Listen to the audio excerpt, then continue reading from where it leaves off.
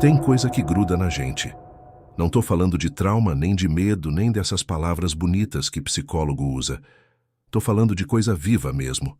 Invisível, mas viva. E que entra na gente quando a gente tá vulnerável. Tipo de coisa que só a madrugada conhece. E eu conheci. Faz quase 2 anos que saí daquele emprego. Vigilante noturno num galpão de cargas abandonado na zona industrial. Era chamado de Galpão 13, mas os antigos chamavam de Covil. Eu achava que era só lenda, folclore de funcionário que quer assustar novato. Mas não era. Aquilo tinha nome, tinha forma e tinha fome.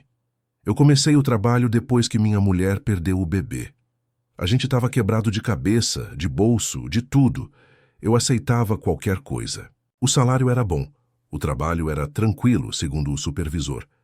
Mas ele nunca sorria quando falava isso.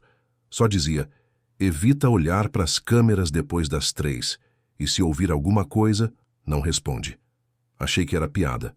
Na primeira semana, só senti o clima estranho. Um frio que não batia com a temperatura lá fora. Um cheiro de ferrugem e pano molhado, como se o galpão inteiro estivesse apodrecendo por dentro. Tinha partes que nem a luz de emergência pegava direito. O chão parecia sempre úmido, como se alguém tivesse passado água. Mas não tinha mangueira nem limpeza noturna. No 9º dia foi quando as coisas começaram de verdade. 17. Sempre 2h17. Como se fosse um horário sagrado para... Ela ouvia um rangido, tipo correntes arrastando.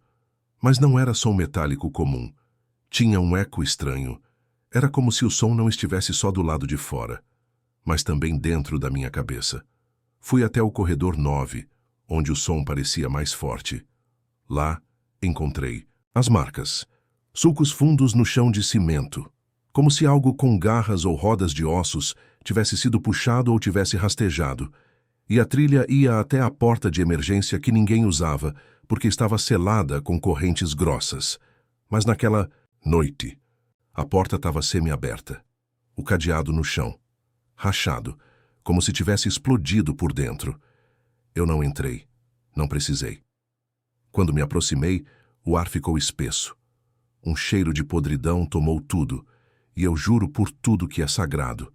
Alguma coisa sussurrou dentro do meu ouvido. Por que você entrou? Corri para o posto quase vomitando. Liguei o rádio interno. Só saiu estática. Até que ouvi meu nome. Mas não era um chamado. Era um sussurro implorando como uma criança doente misturada com o som de alguém se afogando.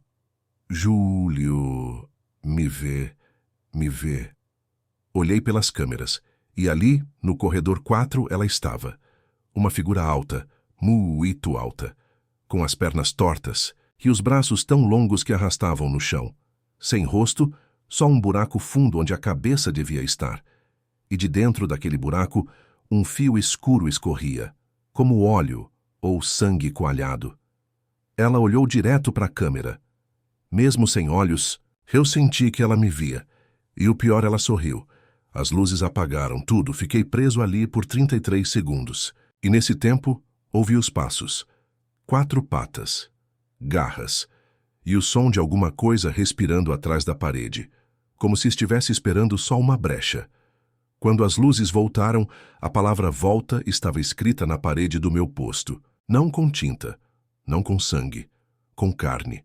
Um pedaço de carne costurado na parede, como se tivesse sido cravado com pregos invisíveis. Eu gritei. Liguei para a polícia. Inventei que tinham invadido. Quando chegaram, o galpão estava limpo, impecável. Sem marcas no chão, sem carne, sem nada. Eles riram. Disseram que era alucinação por privação de sono. Mas na saída, um dos policiais, um velho, calado, que parecia mais sério que os outros, me puxou de lado e disse baixinho: "Você viu ela, né?" A mulher do quarto frio. Fiquei mudo, ele sussurrou enquanto acendia um cigarro com a mão trêmula. "Não volta, nunca, nem por dinheiro, nem por curiosidade. Ela gruda, e quando gruda não solta." Fui embora naquela mesma madrugada. Deixei o crachá, o uniforme e a carteira dentro da guarita. Não quis levar nem meu casaco. Hoje eu ainda sonho com o som da corrente se arrastando. Ainda acordo às 2h17, sem motivo nenhum. E às vezes, Quando passo perto de alguma construção abandonada, sinto o mesmo cheiro de pano molhado e carne. Velha, ela tá por aí, procurando, esperando o próximo. A próxima alma quebrada, a próxima vigília no turno morto. Você nunca mais dorme igual depois de trabalhar num posto 24 de madrugada. Não é só o cansaço, não. É o que a noite faz com as coisas, com o tempo, com a realidade. De dia tudo parece normal, mas depois da meia-noite a estrada muda, o posto muda, e você muda também. Trabalhei por quase um ano num desses postos de beira de rodovia.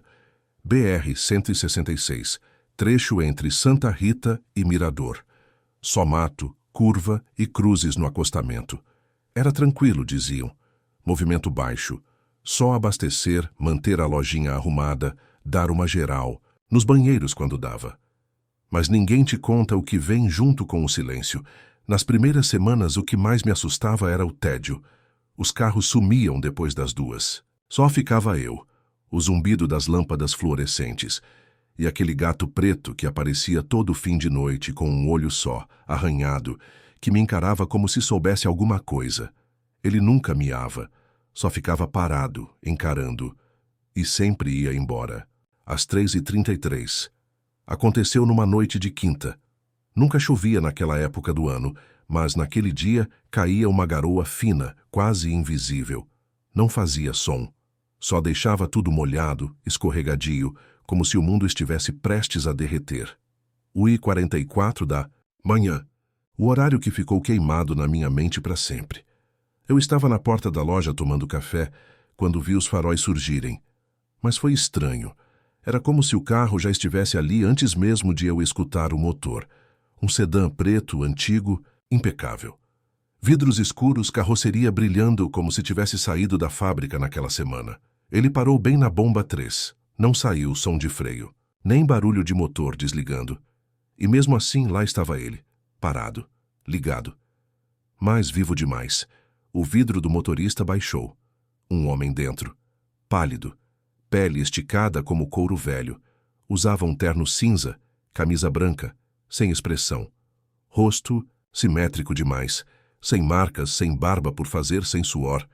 Um rosto que não parecia de verdade, como se tivesse sido montado. Completa, ele disse. Foi só isso, uma palavra, dita de forma limpa demais, como se tivesse sido lida de um script. Fui abastecer. Mas o tanque já estava quase cheio. Mesmo assim, a bomba continuava puxando. Quando olhei para o visor, os números estavam parados. Parados. Mesmo com o combustível correndo. Aquela gasolina não ia para lugar nenhum. Fechei a tampa, confuso, tremendo. Foi quando olhei para o vidro traseiro. Tinha alguém lá, uma mulher, vestido branco. Cabelos longos, molhados, grudados no rosto. Corpo tremendo como se estivesse com febre, ou chorando. A mão dela estava contra o vidro, bem encostada, mas com os dedos do lado de dentro e do lado de fora ao mesmo tempo. Sim, eu sei o que eu vi. Fui até a janela do motorista. Senhor, tem alguém no banco traseiro? Está tudo bem? O homem virou. O rosto devagar. O pescoço estalou e ele disse, ela não quer ser vista. A voz dele saiu como se estivesse sendo tocada de trás para frente, como um disco invertido. Voltei para a loja. E então a luz da loja piscou. Por um segundo tudo apagou. Só um segundo. Quando acendeu de novo, o carro ainda estava ali, mas o homem, não. O banco do motorista vazio, a porta fechada, o motor ainda ligado. E a mulher no banco de trás agora olhava diretamente para mim, mas ela não tinha rosto. Onde devia estar a cara, só havia pele, lisa, esticada, como um pano molhado sobre uma caveira. E debaixo daquela pele, algo se movia, como vermes empurrando, pulsando, tentando escapar. E olhos, olhos de dentro da carne, sem pálpebras, apenas dor. Ela começou a levantar o braço, devagar, e a ponta do dedo se cravou contra o próprio rosto, rasgando a pele como papel molhado. O som era como carne sendo aberta com unha. Eu corri, me tranquei na salinha dos fundos, travei a porta, tremia tanto que mal conseguia respirar. A buzina do carro soou, 1, 2, 3 vezes, longa, seca, e depois, silêncio. Esperei 10 minutos, 20. Quando criei coragem para sair, o carro não estava mais lá. Nada. Nem marcas no chão molhado, nem faróis, nem som. Mas havia algo. No vidro da loja, escrito com algum tipo de fluido escuro e grosso, parecia sangue coalhado misturado com graxa. Estava a frase: "Volta logo, já sentimos sua falta." Chamei a polícia. Inventei uma tentativa de assalto. Quando chegaram, acharam que eu estava drogado. Fui mandado embora na mesma semana, mas aí começou o pior. Dias depois, minha filha, 5 anos, acordou gritando. Disse que o homem da cara errada estava sentado no nosso sofá e que ele perguntou por mim. Ela disse que ele segurava uma chave de carro na mão e sorria, mas o sorriso não parava. Subia até perto da orelha e que ele sussurrava o nome da mãe dela, mesmo ela já estando morta. Desde então, toda madrugada, às 2h44, meu telefone toca uma vez, sem número, sem mensagem. Quando atendi, uma vez só ouvi respiração. 2 tipos diferentes, um ofegante e outro molhado. Na última vez, antes de bloquear o número, ouvi a buzina. 3 toques longos, iguais aos daquela noite. Agora, toda vez que saio de casa, olho 2 vezes para o banco de trás do carro. Porque sei que um dia ele vai estar lá de novo e ela também, me esperando para abastecer o que nunca acaba. Eu nunca devia ter pegado aquela carga. Nunca devia ter passado pela BR-166 naquela noite. Mas dinheiro é dinheiro, né? E a firma não quer saber se é feriado, se tem neblina, se a estrada está vazia demais. Eles só querem a entrega no horário. O problema é que tem coisa naquela estrada que também está esperando. Meu nome é Paulo, 54 anos, caminhoneiro há mais de 30. Já vi acidente feio, já levei tiro de assaltante, já dormi no meio do mato com cobra passando debaixo da rede. Mas nada se compara àquela noite. Porque aquilo não foi coisa de gente. Saí de Campinas com destino ao interior do Paraná. A carga era leve, eletrodomésticos. Coisa simples. Pegaria a BR-166 por um trecho curto e depois cortaria por uma estadual. Fiz esse caminho dezenas de vezes, mas nunca na madrugada de quinta-feira. O rádio do caminhão começou a chiar por volta de 23h47. Eu estava ouvindo música sertaneja, tentando me manter acordado, quando o sinal começou a cortar. Achei que era interferência. Até aí tudo bem, mas às 00:00 em ponto a música parou. Silêncio total por 3 segundos. E então, sem ninguém mexer, o rádio ligou sozinho numa frequência que eu nunca vi. Voz de mulher, fraca, sussurrando. Cuidado com o banco de trás. Quase. Perdi o controle do caminhão. Olhei no retrovisor. Nada. Só o vazio da cabine. Desliguei o rádio. Ele ligou de novo. Mesma voz. Ele está mais perto hoje. Foi aí que notei. O ar no caminhão ficou pesado, como se a pressão tivesse mudado. Meu nariz sangrou sem motivo. Gotas grossas, escuras, caindo na perna da calça, e um cheiro de terra molhada começou a invadir a cabine. Mas eu não tinha aberto nenhuma janela. De repente, o farol iluminou algo na pista. Um carro parado no acostamento. Preto. Antigo. Com o capô fechado, mas com os faróis ligados. A luz piscava como se estivesse falhando. E alguém estava encostado. Na lataria. Um homem. Vestia um terno cinza. Só me encarava enquanto eu passava. Pensei em parar, oferecer ajuda. Mas algo me segurou. Um pânico seco do nada, como se parar fosse morrer. Ou pior. Segui em frente. Mas algo não estava certo. Olhei o retrovisor. O carro já não estava mais lá. Mas o homem, sim, em pé, no acostamento, muito mais à frente do que onde eu tinha visto antes. Como se tivesse me ultrapassado, como se o tempo não valesse mais ali. Comecei a rezar, em voz alta. Qualquer coisa. Foi aí que o rádio voltou a funcionar. Mas agora era uma voz masculina, grave, metálica. Paulo, você passou direto. Travei o volante. Quase entrei no barranco. Ninguém sabia meu nome. Ninguém tinha como saber. E o rádio nem devia funcionar naquele trecho. "Quem tá aí?" gritei só risada. Baixa, como se tivesse vindo debaixo do banco. Aquela risada ficou mais alta, mais próxima, até que... parou. Silêncio.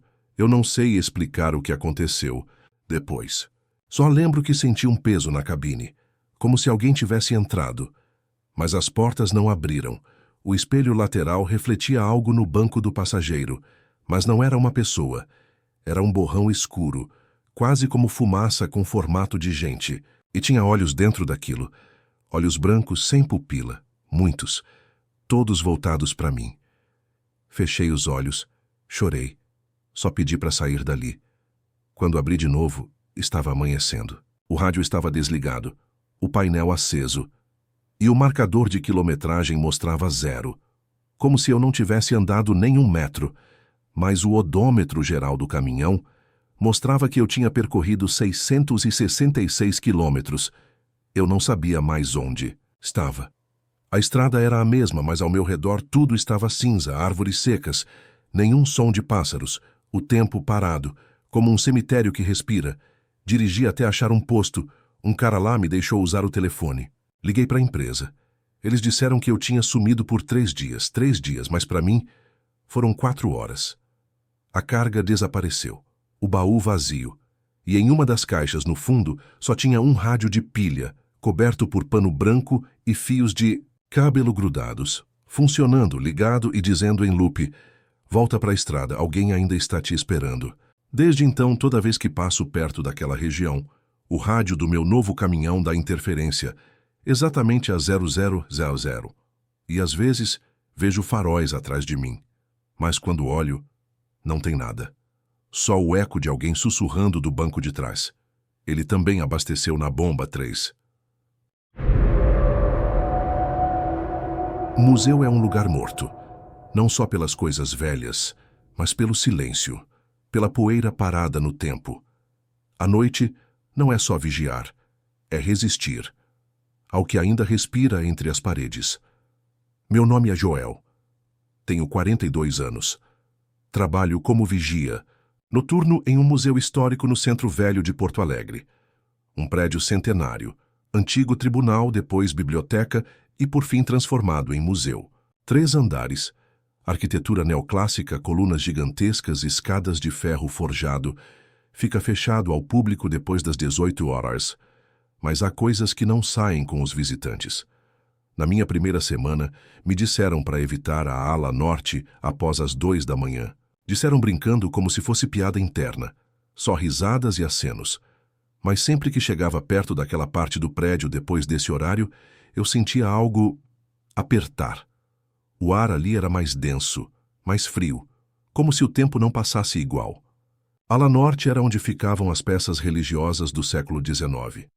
Imagens sacras, instrumentos de tortura, relíquias de missões jesuíticas. Uma sala com um confessionário antigo, vindo de uma igreja demolida. Dizem que ali um padre foi morto a marteladas depois de confessar coisas que ninguém devia ouvir. Eu evitava. Até aquela noite. Era uma quinta-feira. Sempre é quinta-feira. 11 da madrugada, o painel de segurança apitou. Sensor de movimento na ala norte. Achei que fosse rato, ou falha elétrica. Peguei a lanterna e fui. As luzes daquela ala estavam apagadas, mas quando entrei, todas acenderam, ao mesmo tempo. Luz branca, forte, seca. O corredor estava deserto, silencioso. Mas havia algo errado com os quadros.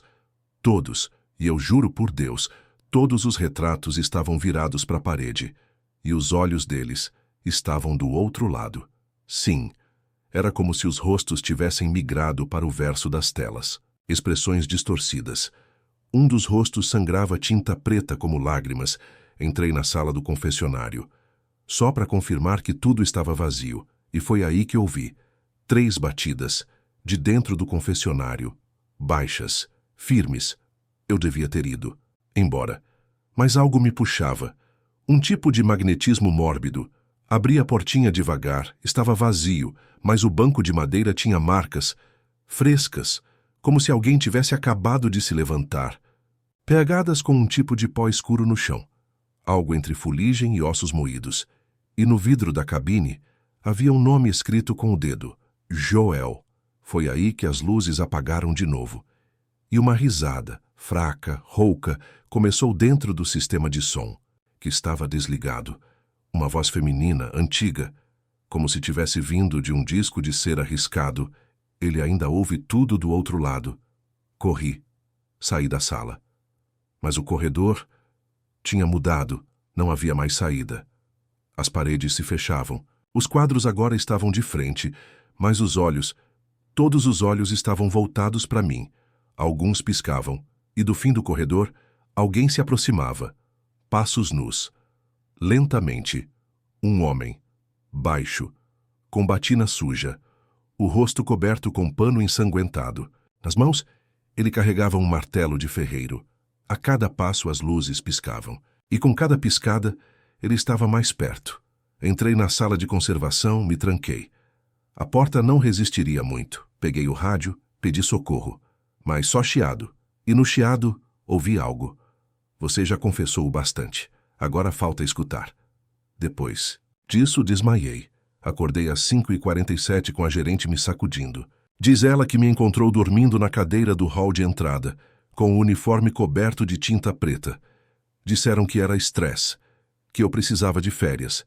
Mas ninguém fala da ala norte, nem os outros vigias. E sabe o pior?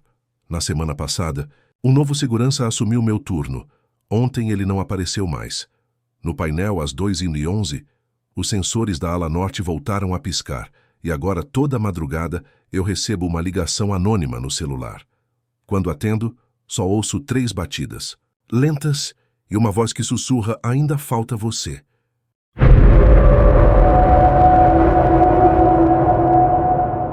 Cuidado com o que você assiste sozinho de madrugada. Algumas telas não mostram o que está lá fora, mas o que está esperando dentro. Meu nome é Daniel Rodrigues. Tenho 39 anos. Já trabalhei como segurança em todo tipo de lugar. Armazém, estacionamento, fábrica desativada. Mas há 4 anos, consegui um emprego fixo como vigia noturno num prédio histórico no Centro Velho. Era tranquilo. Um lugar que, durante o dia, funcionava como repartição pública e acervo cultural. Mas à noite, virava apenas concreto e ecos. O prédio tem mais de 100 anos. Já foi colégio jesuíta, cartório, orfanato, e durante uma parte da ditadura dizem que funcionou como delegacia de triagem. Mas ninguém fala disso abertamente. A sala de segurança ficava no subsolo. Pequena, sem janelas, paredes de concreto descascado, com cheiro de mofo e equipamento velho. 4 telas principais, cada uma com 5 subdivisões de câmeras. Total, 20 câmeras. Nunca teve problema. Até o dia em que apareceu o Canal 6, aconteceu numa madrugada de quarta-feira, 3h17. Eu me lembro do horário exato, porque era quando eu costumava tomar café e fazer a segunda ronda do sistema. Notei que uma das telas estava mais escura, como se estivesse queimada, mas de repente ela acendeu sozinha. O sistema acusou um novo sinal, Canal 6, sem identificação. A imagem era turva, granulada, preto e branco. Mostrava uma sala que eu nunca tinha visto. Um espaço antigo, como uma biblioteca ou sala de estar do século XIX. Tinha móveis cobertos por panos, uma lareira apagada, cortinas pesadas e um piano de cauda coberto de poeira. Achei que fosse interferência, algum sinal cruzado. Mas na madrugada seguinte, a imagem voltou. E dessa vez, com som. No fundo da transmissão, dava para ouvir piano, notas descompassadas, como se alguém tocasse de olhos vendados, ou com os dedos quebrados, e depois uma voz feminina, rígida. Mas não soava como alguém falando comigo. Parecia uma gravação antiga, arranhada. A voz dizia: não olhe por muito tempo. Ele ainda se alimenta dos olhos. Eu dei um pulo da cadeira. Tentei desligar o monitor, mas ele não obedecia. A tela pulsava, vibrava. A imagem do piano começou a aproximar sozinha, como um zoom automático. E foi aí que eu vi um corpo sentado, encostado na parede, de costas para a câmera, sem cabelo, a pele manchada. E quando a câmera se aproximou mais, ele virou lentamente a cabeça, mas ele não tinha rosto, apenas uma boca costurada com arames. Aquilo ficou por 23 segundos, e depois desligou. Fiquei horas encarando o reflexo preto da tela, jurando para mim mesmo que era alucinação. Mas não foi, porque na noite seguinte o canal 6 voltou. Dessa vez, ele mostrava a sala onde eu estava, a própria sala de segurança em tempo real. Mas havia uma diferença. Na gravação eu não estava sozinho. Atrás da minha cadeira, na tela, havia algo agachado no canto. Um vulto comprido, escuro como breu. Os braços tocavam o chão, longos demais. E o rosto era a mesma cabeça sem rosto da noite anterior. Mas o pior veio depois. Na câmera, ele começava a levantar, e a tela mostrava isso acontecendo ao vivo. O rádio da sala ligou sozinho, chiado, estática. E uma frase: "Olha agora para trás, Daniel." Me recusei. Travei o corpo. Mas o som no rádio se tornou um grito agudo, um estalo dentro da cabeça, como se algo estivesse do lado de dentro do crânio. Então, sem querer, meus olhos caíram sobre o monitor de segurança da porta, e eu vi meu reflexo na pequena telinha. Tinha 2 mãos negras saindo debaixo da cadeira, segurando meus tornozelos. Desmaiei. Me encontraram de manhã caído no chão com a tela da câmera ainda ligada, mas sem o canal 6.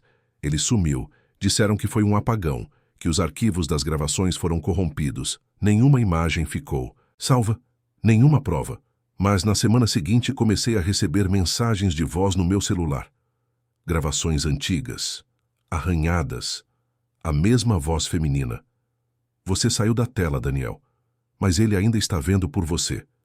E agora, às vezes, quando passo por vitrines de loja ou frente a televisores desligados, vejo a sala do canal 6 refletida, o piano continua lá, e o corpo se arrasta cada vez mais perto da câmera. A boca dele está quase livre, faltam só alguns arames. Quando ele conseguir falar, eu acho que não vai ser mais eu atendendo o próximo turno.